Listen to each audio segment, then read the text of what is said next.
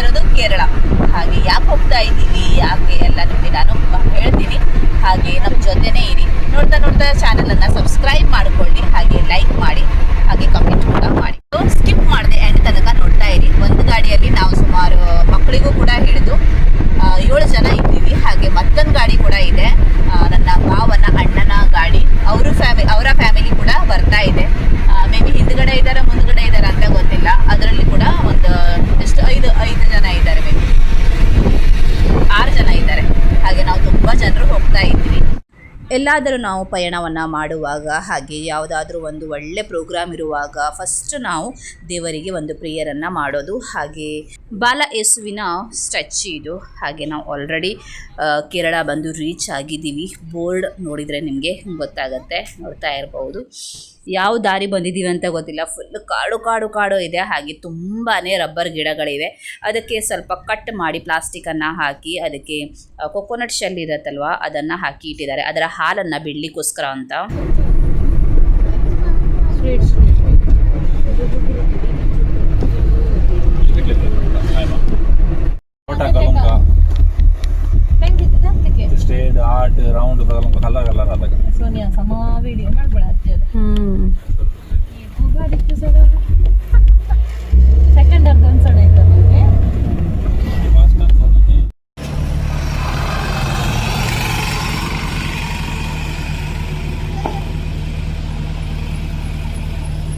Destination ನಾವು reach ಆಗಿದ್ದೀವಿ. 4 ಗಂಟೆ ನಾವು ಕೂತ್ಕೊಂಡಿದ್ದೀವಿ ಮ್ಯಾಂಗ್ಳೂರಿಂದ.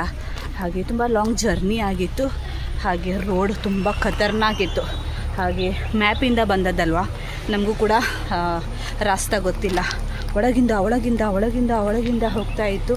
ಹಾಗೆ ಕಾರ್ 2-3 ಸಲ ಹೀಟ್ ಆಯಿತು. ಹಾಗಾಗಿ ರೋಡ್ ತುಂಬ ಅಂದರೆ ತುಂಬ ಖತರ್ನಾಕ್.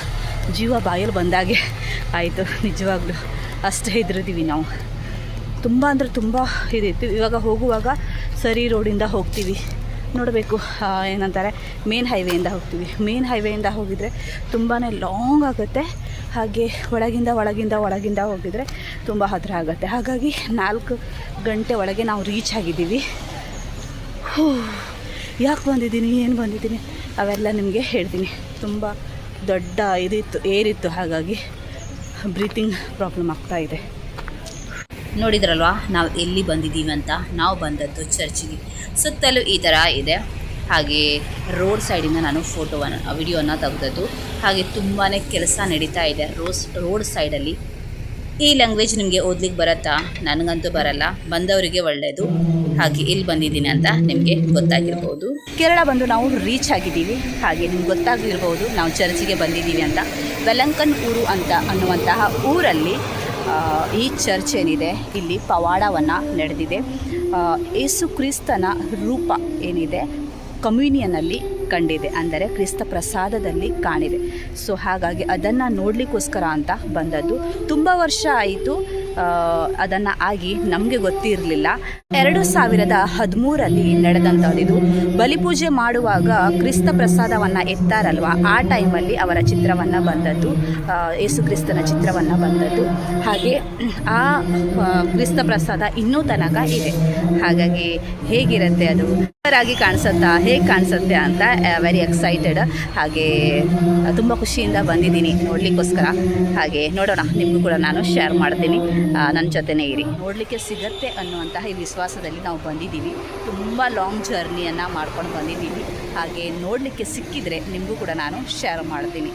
ಹಾಗೆ ನೋಡೋಣ, ಸಿಕ್ಕಿದ್ರೆ ಒಳ್ಳೆಯದು. ಹಾಗೆ ನಿಮಗೂ ಕೂಡ ನನಗೋಸ್ಕರ ಹಾಗೆ ನಿಮಗೋಸ್ಕರ ಎಲ್ಲರಿಗೋಸ್ಕರ ಪ್ರೇಯರನ್ನು ಮಾಡ್ತೀನಿ. ತುಂಬ ಚಿಕ್ಕದಾದ ಒಂದು ಊರಿದು. ಹಾಗೆ ಚರ್ಚ್ ಕೂಡ ತುಂಬ ಚಿಕ್ಕದಾಗಿದೆ. ನಿಜವಾಗ್ಲೂ ಹೇಳಬೇಕು ಅಂತ ಹೇಳಿದರೆ ಚಿಕ್ಕ ಊರಿನಲ್ಲಿ ಹಾಗೆ ಹಳ್ಳಿಯಲ್ಲಿ ಪವಾಡವನ್ನು ನಡೆಯೋದು ತುಂಬ ಜಾಸ್ತಿ. ಸಕ್ರಾಮೆಂಟ್ ಒಳಗಡೆ ಇಟ್ಟಿದ್ದಾರಂತೆ. ಹಾಗೆ ನೋಡೋಣ, ಹತ್ತಿರ ಹೋಗಿ ನಿಮಗೆ ತೋರಿಸ್ತೀನಿ. ನೋಡ್ತಾ ಇರ್ಬೋದು, ನನಗೆ ಸರಿಯಾಗಿ ಕಾಣಿಸ್ತಾ ಇದೆ, ನಿಮಗೂ ಕೂಡ ವಿಡಿಯೋದಲ್ಲಿ ಸರಿಯಾಗಿ ಕಾಣಿಸ್ತಾ ಇದೆ ಅಂತ ನಾನು ತಿಳ್ಕೊಂಡಿದ್ದೀನಿ. ನೋಡಿದ್ರಲ್ವಾ ಎಷ್ಟು ಸರಿಯಾಗಿ ಅವರ ರೂಪವನ್ನು ಕಾಣಿಸ್ತಾ ಇದೆ.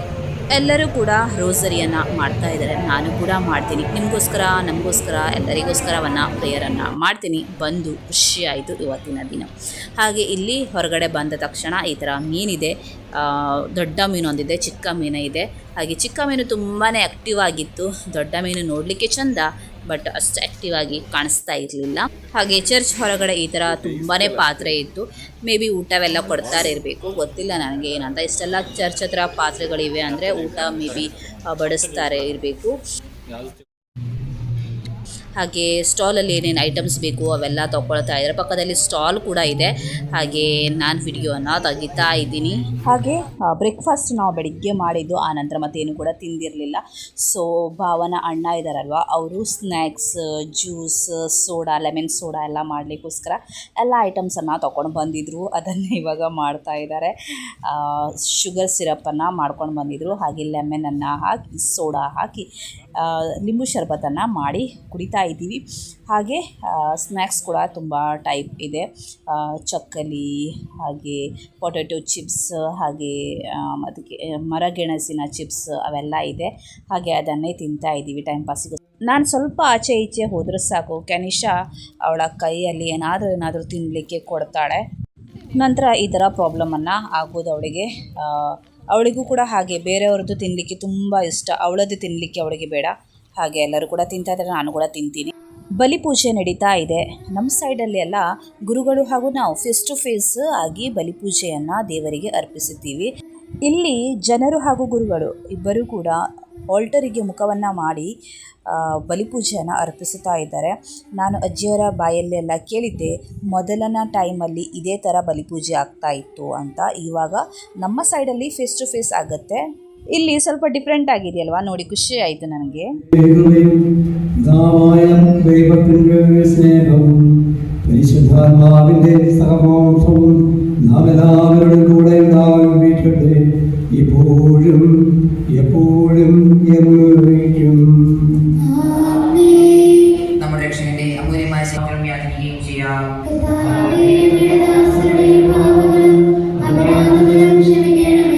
പിന്നെ നഖങ്ങൾ പടിഞ്ഞ് ബ്രഹ്മസാക്ഷി ശുദ്ധീകരിക്കാം.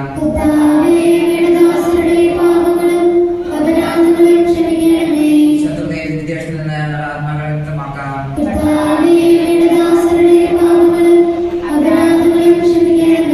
വിശുദ്ധമായ സ്വീകരിക്കുകയും ബഹുമാനം പ്രവർത്തിക്കപ്പെടുകയും ചെയ്യാം.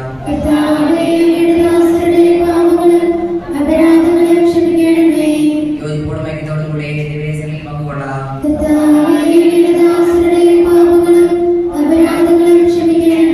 കർത്താവേ, ഇന്നയാൾ ശരീരങ്ങളുടെ ഗർഭം ആത്മാവിനെ രക്ഷയ്ക്ക് കാരണമാകട്ടെ.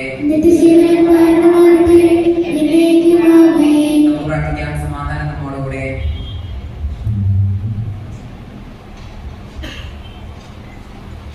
കർത്താവായ ദൈവമേ, കാരുണ്യപൂർവ്വം അവിടുന്ന് ഞങ്ങൾക്ക് നൽകിയ മനോവിശ്വാസത്തോടുകൂടെ നമ്മയുടെ സന്നിധിയിലെപ്പോഴും നിർമ്മലഹൃദയനും പ്രസന്നവദനം നിഷ്കളങ്കരുമായി ധ്യാനിക്കുവാൻ ഞങ്ങളെ യോഗ്യരാക്കണമേ.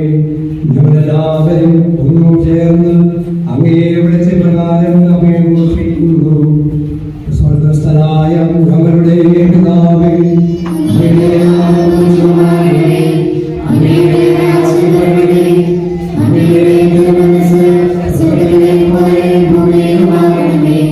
ಚರ್ಚಿಂದ ಹೊರಟು ಅಟ್ಲೀಸ್ಟ್ 1 ಅವರ್ ಆಯಿತು. ಹಾಗೆ ಟೈಮ್ ಇವಾಗ 1 ಗಂಟೆ ಆಗ್ತಾ ಇದೆ. ತುಂಬ ಅಂದರೆ ತುಂಬಾ ಟಯರ್ಡ್ ಆಗಿದೆ. ಹಾಗೆ ನೋಡಬೇಕು ಇವಾಗ ನೆಕ್ಸ್ಟ್ ಎಲ್ಲಿ ಹೋಗೋದು ಅಂತ. ಪೋರ್ಟ್ ಬೇಕಲ್ ಪೋರ್ಟ್ ಅಂತೆ. ಹಾಗೆ ನೋಡೋಣ ಹೇಗಿರುತ್ತೆ ಅಂತ. ಅಲ್ಲಿ ಹೋಗ್ತಾ ಇದ್ದೀವಿ ನೋಡಲಿಕ್ಕೋಸ್ಕರ. ಎಷ್ಟು ಲಾಂಗ್ ಆಗುತ್ತೆ ಅಂತ ಗೊತ್ತಿಲ್ಲ. ಹಾಗೆ ಫುಲ್ಲು ಟಯರ್ಡ್. ಬ್ಯಾಗ್ ಎಲ್ಲ ಪ್ಯಾಕ್ ಮಾಡಿ ತೊಗೊಂಡು ಬಂದಿದ್ದೀನಿ. ಬ್ಯಾಂಗ್ಳೂರಿಂದ ಬಸ್ಸಿಂದ ಇವತ್ತು ಹೊರಡಲೇಬೇಕು. ಮತ್ತೆ ನಾಳೆ ಅಂದರೆ ತುಂಬ ನಾಳೆನೇ ಆಗೋಗುತ್ತೆ ಅಂತ. ಹಾಗಾಗಿ ಬ್ಯಾಗೆಲ್ಲ ತೊಗೊಂಡು ಬಂದಿದ್ದೀವಿ. ಇವತ್ತು ಹೊರಡಬೇಕು ಅಂತ. ನೋಡೋಣ ಇವತ್ತಿನ ದಿನ ಏನೇನಾಗುತ್ತೆ ಅಂತ. ವೆಜ್ಜೇ ಹೋಟೆಲ್ ಬೇಕು ಅಂತ ನಾವು ಬಂದಿದ್ದೀವಿ. ಯಾಕಂದರೆ ತುಂಬ ದಿನದಿಂದ ನಾವು ನಾನ್ ವೆಜ್ಜನ್ನೇ ತಿಂತಾ ಇರೋದು. ಹೆವಿ ನಾನ್ ವೆಜ್ಜನ್ನು ತಿಂತಾ ಇದ್ದೀವಿ. ಹಾಗೆ ಈ ಹೋಟೆಲಲ್ಲಿ ಜನ ನೋಡಿ, ನನಗೆ ಜನ ನೋಡಿಕೊಂಡೇ ನನಗೆ ತಲೆ ಸುತ್ತು ಬಂತು. ಇಷ್ಟೊಂದು ಜನ ನೋಡಿಕೊಂಡೇ ಗೊತ್ತಾಯಿತು ಊಟ ಮಾತ್ರ ಇಲ್ಲಿ ಮೇ ಬಿ ತುಂಬ ಸೂಪರ್ ಆಗಿದೆ ಅಂತ. ಹಾಗೆ ಒಂದು ಬೇಜಾರು, ಎಲ್ಲರೂ ಕೂಡ ಒಟ್ಟಿಗೆ ನಾವು ಕೂತ್ಕೊಂಡು ಊಟ ಮಾಡ್ತಾ ಇಲ್ಲ. ಒಬ್ಬೊಬ್ಬರು ಒಂದೊಂದು ಕಡೆ ಕೂತ್ಕೊಂಡು ಊಟ ಮಾಡ್ತಾ ಇದ್ದೀವಿ. ಹಾಗೆ ಥಾಲಿ ತೊಗೊಂಡಿದ್ದೀವಿ. ವೆಜ್ ಥಾಲಿ ನೋಡ್ತಾ ಇರ್ಬೋದು ಏನೇನೆಲ್ಲ ಇದೆ ಅಂತ. ರೈಸ್ ಹಾಗೂ ಸಾಂಬಾರು ಸಪ್ರೇಟಾಗಿ ಸಿಗುತ್ತೆ.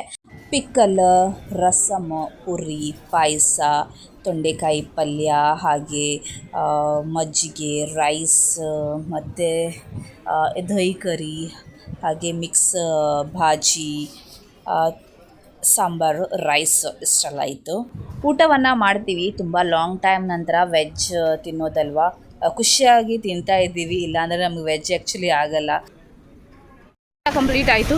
ತುಂಬ ಚೆನ್ನಾಗಿತ್ತು ಊಟ, ಮಾತ್ರ ವೆಜ್ ಊಟ ತುಂಬ ಸಖತ್ತಾಗಿತ್ತು. ತುಂಬ ದಿನದಿಂದ ಮಾಂಸ ತಿಂದು ಇವತ್ತು ಟೇಸ್ಟಿಯಾಗಿತ್ತು ವೆಜ್ ಊಟ. ಬಟ್ ತುಂಬ ಚೆನ್ನಾಗಿತ್ತು. ಹಾಗೆ ಮಗುವಿಗೆ ಸ್ವಲ್ಪ ರೈಸನ್ನು ಪ್ಯಾಕ್ ಮಾಡ್ಕೊಂಡು ಬಂದಿದ್ದೀನಿ. ಇಷ್ಟು ಅವಳಿಗೆ ತಿನ್ನಿಸ್ಲಿಕ್ಕೋಸ್ಕರ. ಆಲ್ ಟೈಮ್ ಹಾಲಲ್ಲೇ ಇದ್ದಾಳಲ್ವ ಅವಳು. ನೆಕ್ಸ್ಟ್ ಎಲ್ಲಿ ಹೋಗೋದು ಅಂತ ನಿಮಗೆ ಆಲ್ರೆಡಿ ನಾನು ಹೇಳಿದ್ದೀನಿ ಈ ವ್ಲಾಗಲ್ಲಿ. ಹಾಗೆ ನಾವು ಸಿಗುವ ಹಾಗೆ ಈ ವ್ಲಾಗನ್ನು ನಾನು ಇಲ್ಲೇ ಮುಗಿಸ್ತೀನಿ. ಮತ್ತೊಂದು ವ್ಲಾಗಿಗೋಸ್ಕರ ಪ್ಲೀಸ್ ವೇಟ್ ಮಾಡಿ.